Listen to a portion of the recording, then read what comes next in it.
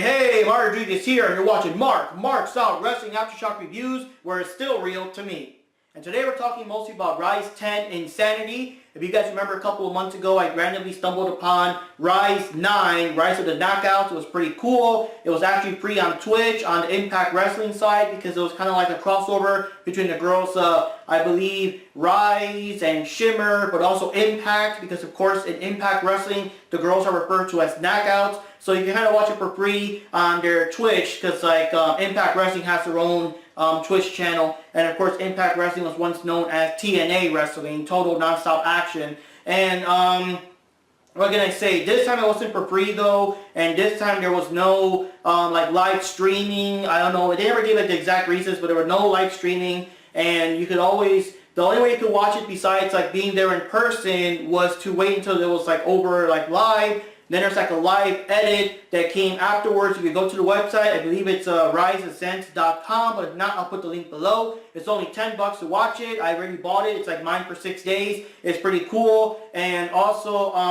like there's a monthly subscription for Rise in general. It's like $6 a month or so. But if you guys want to commit to another subscription service on top of all the other subscription services you guys probably already have in your life, in this case, you can just buy that pay-per-view for $10 and just watch it like for 6 days without any commitments. But still, it's a pretty cool site. I might check it out later on. But for now, I just wanted to watch Rise 10 Insanity. Now, I do want to mention real quickly in terms of the Mae Young Classic and some of the women that have been wrestling there, showing off their skills. And some of them have already been actually signed up for WWE already. Rhea Ripley was already signed up for NXT UK. So now they're adding NXT UK to the lineup. You have like regular NXT. I think it's 205 Live, NXT UK, NXT, and the Mae Young Classic. So it's like tons of hours of wrestling non-stop Wednesday nights now on the WWE Network. But Rhea Ripley is on the NXT UK, and I believe also Madison Rain or Allison Rain, whatever name she wants to go by, is also on NXT UK. And also, they just recently announced that Tom Riddle, I've been talking about it for some time now, Tom Riddle is officially now in WWE Developmental NXT. But Nia Kim is also in NXT, and not just that, but like already this Wednesday, this very Wednesday, she's already gonna make her debut in NXT, and I'm like, damn, that was fast, like holy shit, you know. But also Chelsea Green, and you remember Chelsea Green from Rise 9, Rise of the Knockouts, that whenever she like walked down in that big match,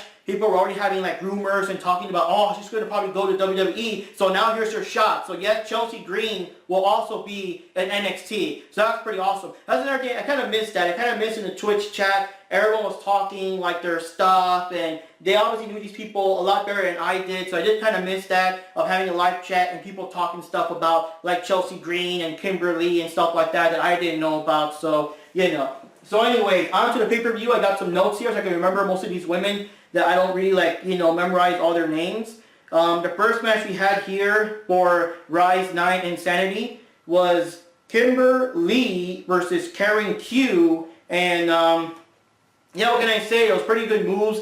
In the beginning, Kimberly did this, she did this, like, this backbreaker on Carrie Q. And I don't know if it was a botch or not, but, like, that backbreaker, like, barely touched her knee, like, just picked her up and slammed her on her knee, but like she kind of slid off, and the way it looks like it would have been even more painful than a normal backbreaker, so I was like, ouch, when I saw that. Other things was that Lee got her to the Lotus Lock, and it was like real weird, like her arms were like locked in the back in such a painful position. Some of these things are so fucking painful looking, like if you were to do them in real life. And Q got her like in a full Nelson slam, where you kind of grab him in the full Nelson, pick him up and slam him down. And yeah, it's pretty cool. They had a couple of cool moves here and there. They're very skilled. They kind of got like the crowd kind of pumped up. It's kind of a good way to open up the event. But in the end, Carrie Q got Kimberly in the Boston Crab, and there was nowhere to go. She was too far from the ropes. Kimberly taps out, and Carrie Q won the match. So I was like, damn, that was a pretty good start.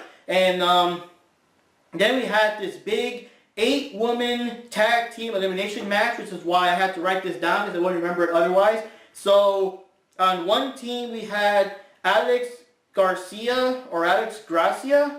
I think I must have misspelled that. Alex Garcia, Derby Doll, Micah Victory, and Nikki Victory going up against Addison K, which of course we recognize Addison K from the Mae Young Classic, or at least I do. Dynamite, Dee, Nevaeh, and Jessica Havoc. Jessica Havoc looks badass. I like that breather mask, kind of like Resident Evil Biohazard type mask.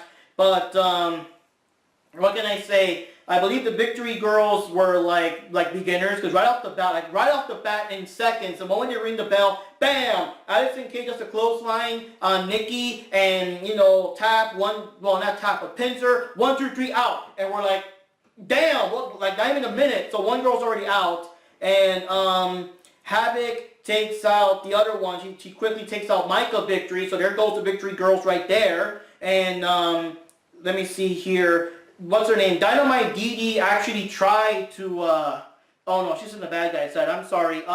Derby Doll, who's kind of dressed up kind of like the roller derby type girl with the skates and stuff. She has her skates on her or whatever. She did try to put up a fight against Dynamite Dee, but yeah, she was just getting beat up by everyone. They were all like, triple teaming her in the corner and stuff like that without any way to get help and stuff. And then Dee gets her in a move that looks very similar to the RKO. They call it a TKO, and she's out. So now, basically speaking, it's just Alex Garcia versus the world. All by herself. Like, these girls were eliminated within minutes, and she's all by herself against these four lethal, heel ladies and stuff. So of course they all get the crap out of her. They all make fun of her and push her around and stuff. But Alex actually got lucky. She actually managed to pin. Addison K. I gotta get these names mixed. Yeah, it is Addison K. She actually got to pin Addison K, but Addison K, got so pissed at how dare she, pin her out and stuff. So she beat the living crap out of her while the referee is like distracted. And of course, even though the referee like pulls them apart or whatever, I mean the damage is already done. She's already like seriously injured and crap, and they kick the crap out of her. So the girls all beat the crap out of her. In the end, Nevaeh grabbed her. This is so weird. Nevaeh, I don't know what that move was called because it didn't call out the name, but it's like Sister Abigail. I even have to rewind it, which is the advantage of it not being live. I had to rewind it because she actually grabbed the girl in the back and then slammed her down like the Sister Abigail. Like the only thing missing was the kiss because she didn't do the kiss. But I'm like, that's Sister Abigail right there. Sister Abigail, just whatever. And damn. And I was like, holy shit. It's funny, the more you watch wrestling and the more you watch these different promotions, you notice how more and more people have these different moves that are similar or different names. The Perfect Plex, Fisherman Plex, the RKO, the Diamond Cutter, like they're all, similar. It's weird seeing that. But yeah, that was, I don't know what Nevaeh's finisher is, if I could look it up on Google or something, but that was like Sister Abigail right there. But, yeah, they won.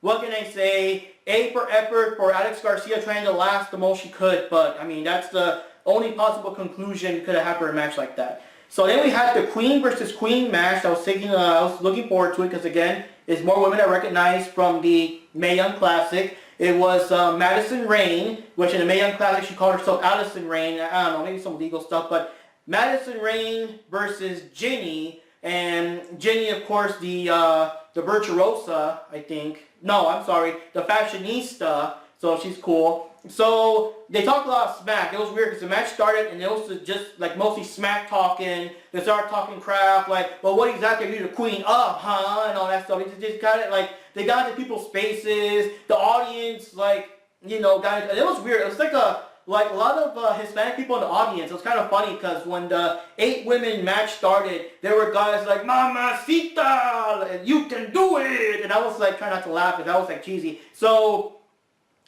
Jenny and Madison were talking shit to each other, and the audience was kind of jumping into. They were all arguing. It was a weird thing. So they finally started to actually fight, and there was let me see. So Rain did a head scissors and some extra holds. They were both doing different kinds of holds to each other, all kinds of weird twists and submission moves and stuff. And I gotta mention, Jenny did that weird one that she did in the Mae Young Classic. It's kind of hard to describe, and I gotta put the picture up so you can see it again, because it's actually ties you up in some unnatural way, because some limbs shouldn't bend that way, while she's somehow behind you. It's almost like a reverse surfboard move, and that looks painful as all hell, but somehow she let Madison go and stuff like that. She could have just tapped out there. And There was, let me see here, Madison did instigiri to Jenny's face. I just knocked her down and everything. Jenny managed to slam her face, like face first into the turnbuckle. And, you know, they did more holds and stuff like that. And yeah, Madison also did like another, like a diamond cutter / RKO type move on Jenny. And I thought that was like the end, but Jenny still like kicked out. And in the end, Jenny got like this super badass like rolling kick to the head. She kind of like jumped and kind of did like almost like a one-leg drop kick or something to the back of Madison Rayne's head, and I was like, holy shit. So Jenny got her, 1, 2, 3, and the Fashionista wins again, and that was kind of cool. So that was a good match. I did like it. I was looking forward to it, to see both of them go at it and everything. Of course, both of them lost their first round in the Mae Young Classic, so it was kind of nice to see Jenny actually win this one, so that's pretty cool. And, oh god, this was cheesy as all hell. So we got this match. It's triple threat match. It was Double D Rose with Buttons of Steel. I mean, that's like her whole gimmick. She kept like twerking to the crowd. She kept slapping her ass. She kept saying Buttons of Steel. And she keeps saying that she has weapons of ass destruction. And she was going against cheerleader Melissa and Rain. Rain looks kind of cool. And even though it's a triple threat match, like both girls decided to go against Double D, so they're attacking her, and there was this real cheesy sequence where like they took it literally with the whole Axe of Steel stuff. So they like one girl bent her over and the other girl was gonna kick her in the butt, but like, oh my god, oh, she hurt her foot, oh my god, because you know, Buttons of Steel. So then the other girl was like, whatever, grabbed her, tried to kick her in the butt too, and oh my god, oh, and I'm like, oh god. That is so cheesy. It's like wrestling never changed. It was so cheesy. So, let me see here.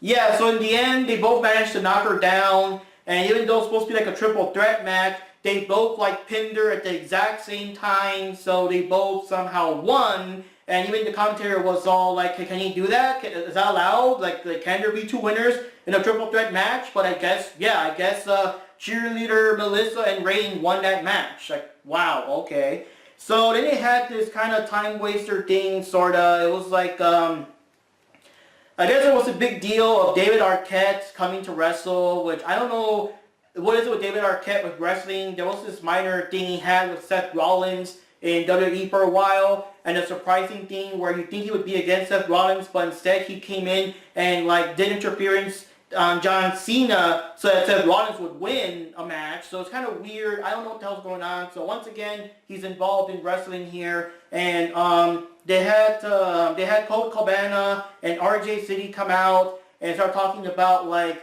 how like Arquette's not coming, but then Arquette did come, and instead of a wrestler, he's gonna be like an announcer. And now these two guys are gonna team up against these girls. Let me see what their tag team name was. It was, wait, give me 1 second here. Did I even put their names down? Damn it. Oh yeah, they're called Bones of Contention, which is again Carrie Q, so she got a second match there. Carrie Q and Ray Ling both teamed up to fight against these guys, and they really played up like the humor, because in other wrestling promotions, it is very popular that women do fight against the guys. It isn't as weird. Like WWE, I don't think I've ever seen an example in WWE except for the rare moments where Chyna and I forgot her name. Oh god, what was her name? I know her name is Kong and Kamala Kong in other federations. I just don't know what I forgot her name was in WWE because I think it was another name. But other than that, like it's very rare WWE that they actually have men and women wrestling. But Tessa Blanchard wrestles men all the time, you know. So here, they really played it up that Colt Cabana didn't want to like hit a girl, and he kept hesitating. Compared to Carrie Q, Rain looks very like thin and, you know, more fragile looking, so it was like really apprehensive. And so Carrie Q got in there. She's kind of a bigger woman there, and like, you know, it was just so cheesy. Like, he got her in the corner and he was gonna chop her, but he was like just, you know, touch or whatever, and then like they were saying, come on, do it again, boo, boo, boo, whatever. So he slams her against the turnbuckle again and goes to chop her, but like he just can't do it. He just touches her. So of course the girls get to beat him up, and RJ City tried to be like the guy that I don't care, I'll beat him up, but like he still got his ass beat by the girls. He was trying to be like, yeah, now watch how I do it, and then they make an ass out of him. So it's kind of a weird match, a lot of funny stuff. It was just so cheesy. They replayed it up with Colt Cabana, and let me see here. Yeah, the girls in the Doomsday device, and no, wait, what? Damn, I can't read here. So Karen basically, yeah, it is. It's a Doomsday device. Karen picks up Cabana and does a Samoa drop on him and everything, and oh, I remember what happened. Yeah, I remember what happened. Yeah, RJ City picked up one of the girls in the way that Cabana was going to do the Doomsday device, was going to like attack her, but he was just paused. Again, he's like, oh my god, like, do you really want me to, like, you know, take her down like that or whatever? So he hesitated, and the girls did get RJ City in the Samoa drop and everything, and they got him in the DDT. Carrie Q basically gets RJ City in the DDT and pins him, and they won. And then for whatever reason, Arquette comes over to congratulate the women, even though he was supposed to support the guys. So Carrie Q kicks him in the balls, and there you go, random silly filler there, you know. So then we had, for the Guardians of Rise Tag Team Champions, we had a Rosemary rules match, which I guess means no rules. So we had Ravens, Ash, and Dust going up against, well, they're basically Paradise Lost. It's Ravens, Ash, and Dust. They're called Paradise Lost, and Rosemary is there, that's their manager or whatever. And they're going against Balls of Doom, which is Shotzi Blackheart and Delilah Doom. And yeah, so they're pretty interesting. It's a pretty interesting match. It was like, you know, there were no rules. There were no rules, and they were using all kinds of weapons and stuff that I've never seen before. They were using actual like pans, not like those, not frying pans, but like those long pans you use, like, well, baking pans, basically, baking pans. They were smacking each other in the face with them. They were grabbing brooms and choking themselves violently with the broom handle. They were doing all kinds of crazy shit. Rosemary would come in and smack them with the pan as well, and it was kind of like the referee was trying to kick her out, but it's like, dude, there are no rules, there are no qualifications, so it was like pretty insane. Let me see what else I can remember here, because so much shit happened here. Yeah, what's her name? One of the girls did a 619 on Dust, and I'm like, okay, 619, Rey Mysterio, that was kind of random. There was a moment where they put one of the girls, like the Light of Doom, one of them, in like they put a garbage can on top of her, and they started banging her with the baseball bat of all things, like it was like a piñata or something, and it was just crazy. There was a moment where Rosemary came in. I guess her gimmick is to like spit mist in your face, but she accidentally messed up and she accidentally spit mist on Raven's Ash. And I thought that was it. I thought like, oh shit, they lost. You know, I thought that was gonna be like the end. But yeah, what's her name? One of the girls actually got Rosemary on a stunner, and they were gonna pin one of the girls, but Rosemary grabbed the referee and pulled him out to prevent the pin, and that would have been it. That would have been the end. Like the Balls of Doom would have won right there if Rosemary didn't interfere to pull the ref out of the ring and everything. But let me see. Oh god, and there was this weird moment here.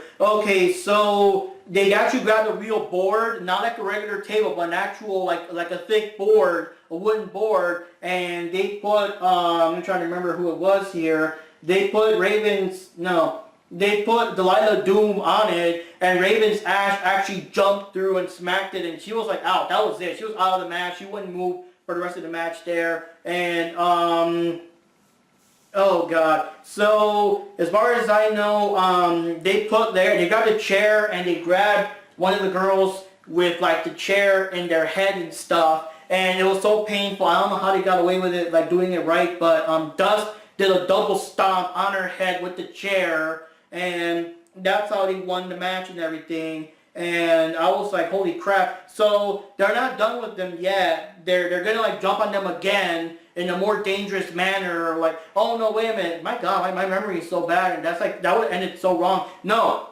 She did a double stomp, I think, on her midsection while the chair was still stuck on her head, and she won the match. So these girls won. The Paradise Lost won, but they were not like done yet. So they grabbed, let me try to see here. They grabbed Delilah Doom, still with the chair. You know, you got your head kind of like in between the chair. They were gonna like double stomp on the chair, and of course you know how bad that is. So Shotzi gets up and she starts begging them, and she starts begging, and it is like so random. I don't know what kind of feud they have that's not here, because they don't really do like the promos. They just come in to fight. They don't show like the promos of what happened last, because there is like a weekly show of Rise, but they don't show promos of like why they hate each other. So I don't know what's going on, but Shotzi is like begging them, please, like take me, let her go, take me instead. So they accept, and they grab Shotzi and they walk off with her. So I assume they're gonna like, you know, take her soul or make her evil or I don't know. So I'm kind of curious to see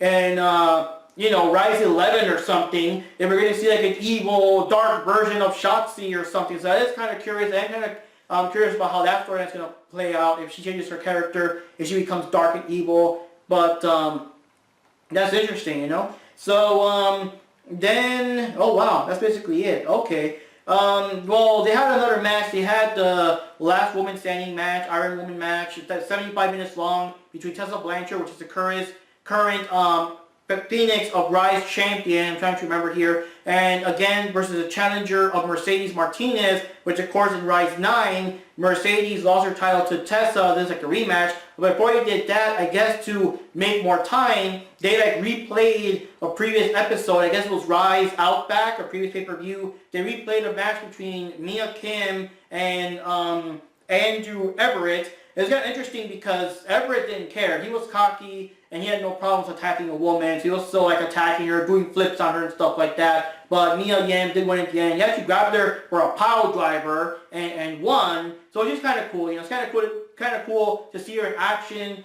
I assume she wasn't performing here live because she had to kind of get ready for her big sign up for NXT, since he's going to be wrestling live this Wednesday. But it's kind of cool to see. But it's kind of weird how they had to kind of take that little intermission or whatever. I don't know. So anyways, for the real match here, again, 75 minutes, the longest they've ever done between women. I don't know about like guys, Iron Man match, whatever. But it was a 75-minute Iron Woman match between Tessa and Mercedes Martinez. And yeah, it was pretty interesting. They were both fighting it out, but most of the match was them going outside the ring. They kept going outside the ring and like attacking themselves, like throwing each other against the steel barricade or slamming their faces against it, you know, putting like your leg up against a person's face and all that. And they were always trying to do it like the most they can before like the 10 count. They would always like do some crap, you know, get in there real quick to break the count and then go back out. But it's kind of weird because I thought the 10 count was individual for each person, but I guess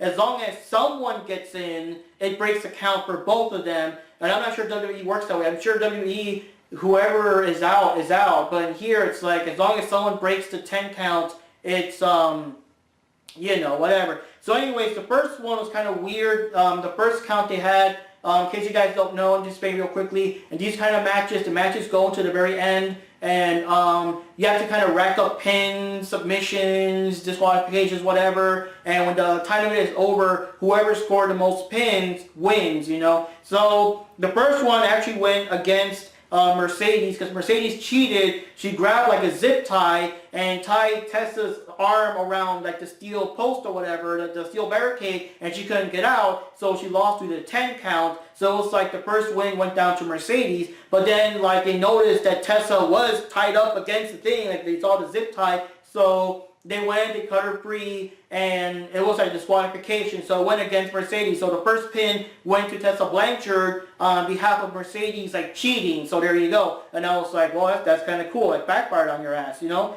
So, alright, so after Tessa got the whole situation with the zip tie, like reversed, she got like basically 1 fall to 0 due to disqualification because Mercedes was cheating. She got Mercedes on the hammerlock DDT, which is now 2 falls. She pinned her, so now it's like 2 to 0 with Tessa winning. Tessa, despite her knee being messed up, did 3 suicide dives up against Mercedes, basically slamming her against the steel barricade and everything. But Mercedes actually got her with a DDT to the floor, like outside, and Tessa was just out. She was out for a 10 count. This time it was a legit 10 count without cheating. So basically now it's 2-1. And Mercedes actually got Tessa in a dragon sleeper. She couldn't get out of it. She had to tap. So now they're tied 2-2, and it's basically people were saying there was a good advice that, like, it was a good idea for Tessa to tap out right away instead of trying to, like, waste more energy trying to fight it out, because it was still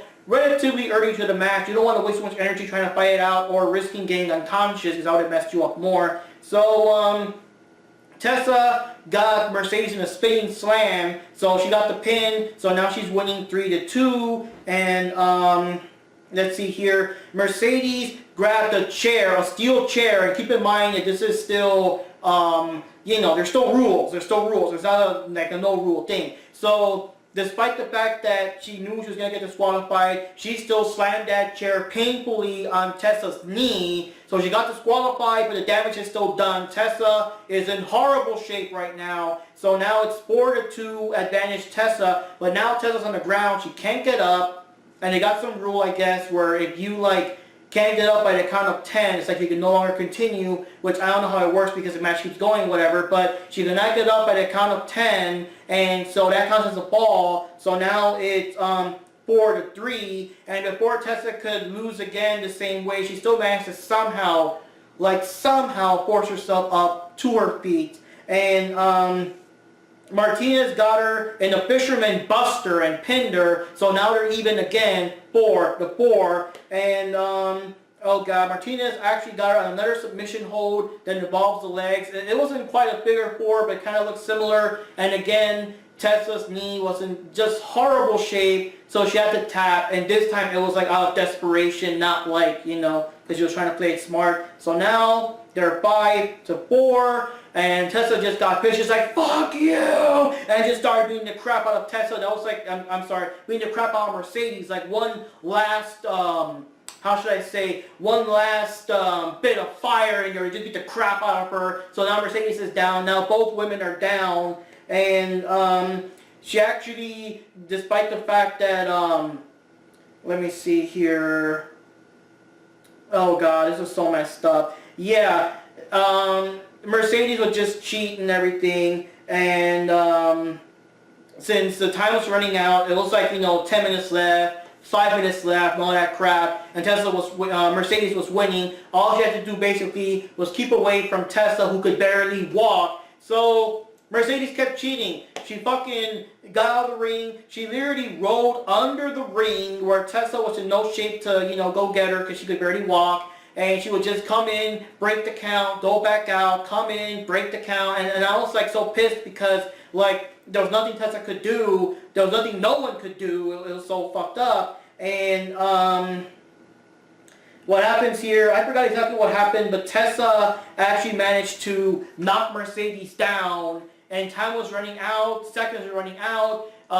Mercedes was down. All Tessa had to do was crawl over to her and at least put a hand or something on her. That would have been a pin, and it would have been a tie, and it would have overtime. But it was just too much. Tessa could not do it. It was just too much pain.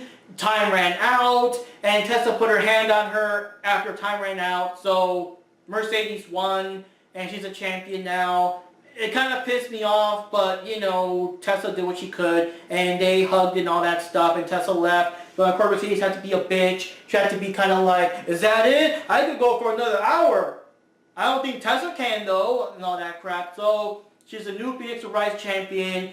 She said that, like, maybe the champion doesn't count, the title doesn't count because it is, like, developmental, but hey, if you girls want to, like, rise or whatever, this is it. I'm the best. If you think you can do it, if you think you can, like, you know, be better or whatever, then step up, you know? So, out of nowhere, and I didn't know about this, they started playing the Pokemon theme, the original, you gotta be the very best, whatever, the Pokemon theme, and this girl, Kylie Ray, showed up, and I guess she was injured. I forgot if she was injured in the last Rise, or maybe she just got injured during the typical, episodes or whatever, but she was injured, but it's a big deal, then now she's back. And Mercedes was like, well, yeah, come on, step up, step up. And Kylie got into the ring, but Mercedes got out. It's like, yeah, it'll be, you can fight for the title, but it'll be on my time. So she walks up with the title, and I guess the fans cheer because they're happy that Kylie Ray is back in action. And you play the Pokemon theme again. I guess that's her entrance theme because, you know, screw copyright, right? Screw Nintendo, right? So, like, Nintendo can claim your YouTube videos, but they don't care if Kylie Ray uses their theme, right?